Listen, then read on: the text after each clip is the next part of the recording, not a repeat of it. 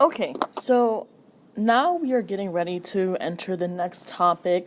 We've already finished our interim assessment and we're getting ready to go into some of the algebra and geometry content that we're going to be learning this year.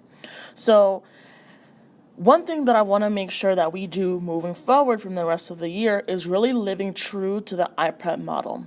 The iPrep model has you, the student, at the center of learning. So ideally, when you enter the classroom, you sit down, get a computer, open your iModule, and go through what you need to that is mentioned in the iModule. So what I went ahead and did is created a new iModule for the next topic, and what we're going to do is practice being autonomous learners, meaning that we are going to move ahead on our own pace. We're not going to wait for Miss Davis, Miss Milton, or Mr. Cador to tell us the next thing to do, because all of the information that you need will now be in the iModule that you see right here on this page. So, with that said, I'm going to go ahead and walk you through the iModule and things that you should be looking for and paying attention to as you go through this particular document.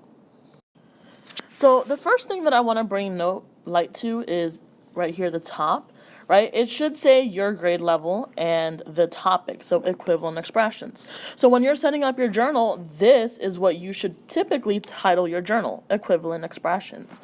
Here you also have the start date and you have the deadline. So as you notice, this particular topic is going to start on Monday, November the 23rd, and then you have about 2 weeks to finish it up. So it'll end on December the 8th.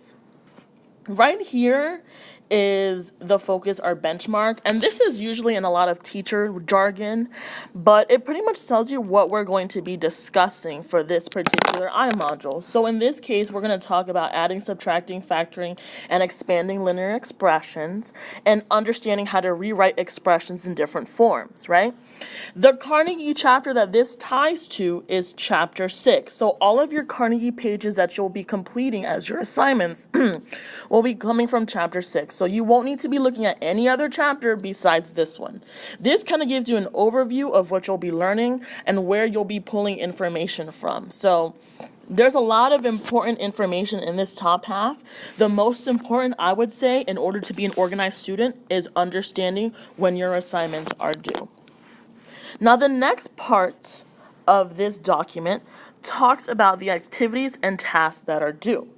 So, as you notice right here on the left-hand side, the Carnegie Online Goal, I'm going to put in a due date. I haven't finished this particular iModule, but for the most part, most of it's done. But by December 8th, we need to have finished Island 4 and Island 5. We are way past those topics. We've already learned them. We've already tested on them. They're done.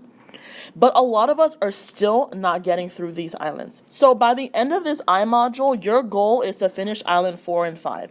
And if you do, you get a participation grade for finishing the islands on time and showing responsibility. If you don't think you have enough time to finish it in class, then you need to come to tutoring. And if you don't understand what the islands are talking about, if you need additional help, then you need to ask one of your iPrep facilitators for help. But we cannot be answering the same questions over and over again. You need to also take notes when we're helping you, so the next time you come in, you can do these problems on your own. Now, right under the Carnegie goals are video resources, and these are all the videos that you will need to watch to understand this particular topic.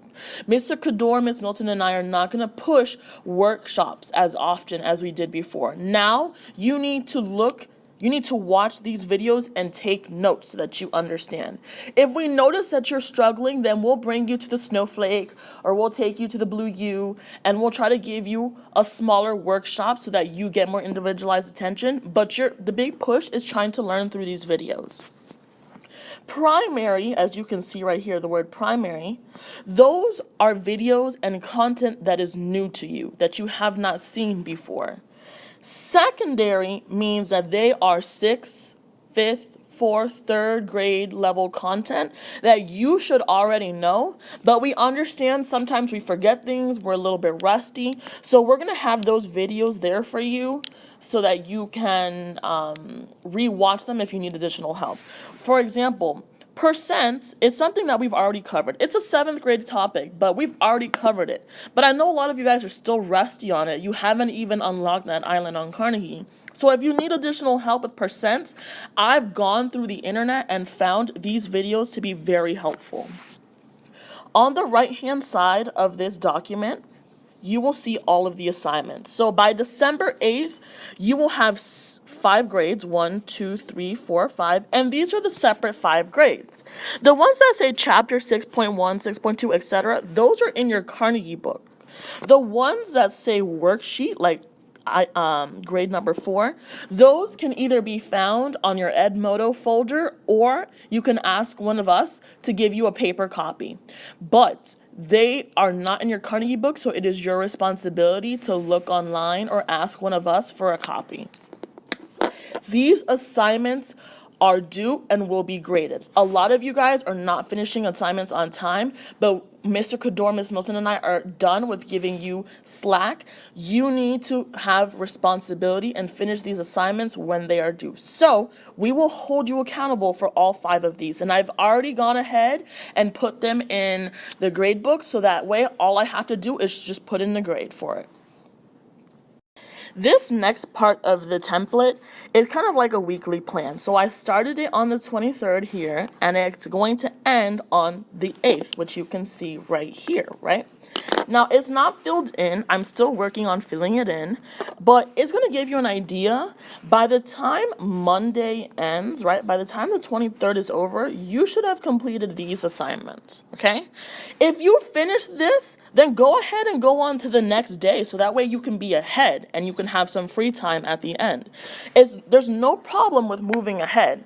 What is a problem is falling behind. If you do not finish these assignments by that date, you're going to fall behind and you're going to struggle in catching up. So what's going to happen is you have to come before or after school for tutoring to have additional time in completing these assignments, or you're going to have to do it at home for homework. Now, Carnegie is very difficult to open at home. I have my own laptop and I even struggle with opening Carnegie at home. And the pages are pretty difficult. Carnegie is meant to be hard. So if you have to take your Carnegie pages at home, you're going to struggle with it. So my advice is to stay focused and on task so you can finish those pages here in class. I have not finished this calendar, but it will kind of give you like a day by day of what is expected, and you can also see if anything is coming up. So next week, for example, or the week of the 25th, there's going to be 3 days out of Thanksgiving. So you won't have anything due then, but coming back, you will have some assignments due. The last thing that I want to expose you to is the new Carnegie rubric that Mr. Kador, Ms. Milton, and I have been using. Now, this Carnegie rubric is out of 100 points, so it's kind of like a regular grade out of 100. You get 60 points right here. You get up to 60 points based on either the number of problems or the sections completed, okay? So if you complete 40 problems, then you get a 60. If you complete 20 problems, then you get a 40. We go with whichever number is greater. So for example, let's say you complete 20 problems, but you also completed 3 sections. We're going to give you the higher one. So in that case, 50 is higher, so you would get 50 points. You're also going to get 20 points based on your time. Every student is supposed to spend 2.5 hours every 2 weeks on Carnegie. And you may not know this, but Mr. Kador and I give you that time. Half an hour every day adds up to 2.5 hours. So any time less than that means that you're not working and you're not using your time efficiently. So if you spend what you need on Carnegie, then you will get the full 20 points. Now, we understand that sometimes there are some computer errors and sometimes you take a while because the computer's slow. So we took away 15 minutes from the 2.5 hours to give you some time to log in and all that good stuff. But at the end of the day, we expect you to spend the time on Carnegie. And this is where a lot of students are struggling. So make sure that you are focused and getting on Carnegie so that you can get the time. And many of you have been coming into tutoring, so that gives you extra time for Carnegie, which is great. The last thing is mastered skills. And mastered skills talks about whenever you do a problem, they're testing you on a particular skill. So it could be adding fractions, or it could be dividing integers, whatever. For the most part, most of you are falling in this realm, meaning that you're doing the problems correctly and you're mastering these skills. Those of you who are just guessing, you're not asking for help, you're not doing the step-by-step or the hints, are not mastering skills, so you're not getting the full 20 points. I want to say about 80% of you will get these full 20 points if you take Carnegie seriously and you do it correctly. For the rest of you who play, or for who don't focus or ask for help and just kind of guess and press whatever, then you're not going to fall within these 20 points. Some notes to think of: you don't get time on Carnegie if you're spending time on the pretest. You don't get time on Carnegie if you're spending time on the lesson page, which is that first page that has all that reading. So that's why Mr. Cador and I tell you, if you don't know the answer to a question on the pretest, just guess. Because what you're doing is wasting time when I really want you to get the time practicing the problems. So we've already put in your first grade for Carnegie, so you could go onto the student portal and check. And if you're not happy with your grade, you can ask us what your area of improvement is. For most of you, it's your time. But some of you also have not been working diligently in completing these problems. So go ahead and check your portal if you'd like, and ask us if you want to know what your area of improvement is.